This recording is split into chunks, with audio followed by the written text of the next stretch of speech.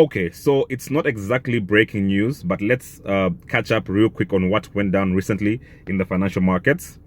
So, at its May sit down, the Bank of Zambia decided to hold the monetary policy rate steady at 14.5%.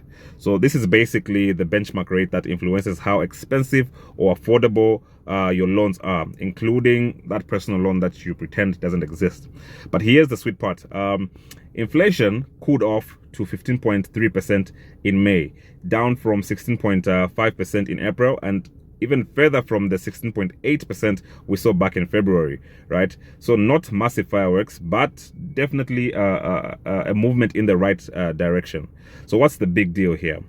Let's break it down, right? So for borrowers, the policy rate staying put means your bank probably won't be sliding into your inbox with hey Nathan, please be advised an upward adjustment in interest rates on your loan. Nope, thank God. Stability is the name of the game, at least for now, right? And why the steady hand from Bank of Zambia? It's likely thanks to falling food and energy prices, improved rainfall, a bit of luck also with global oil prices.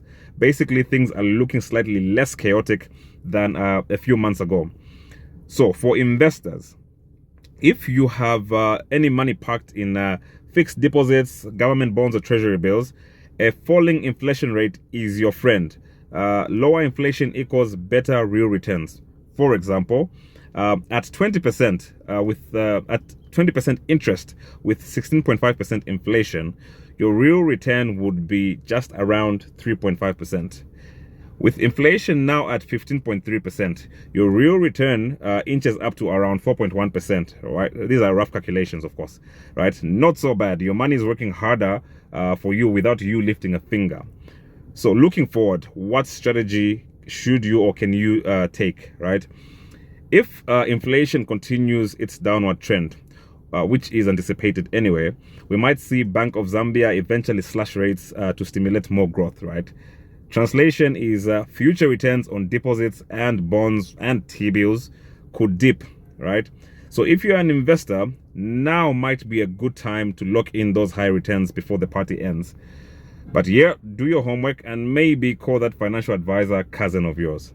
Otherwise, that's the tea for now. Want more financial takes on Zambia's money markets? Follow the FinLab with Nathan on TikTok, YouTube, Facebook, LinkedIn. I can guarantee you your future self will thank you. Until next time, stay curious, stay informed, and most importantly, stay invested. Cheers.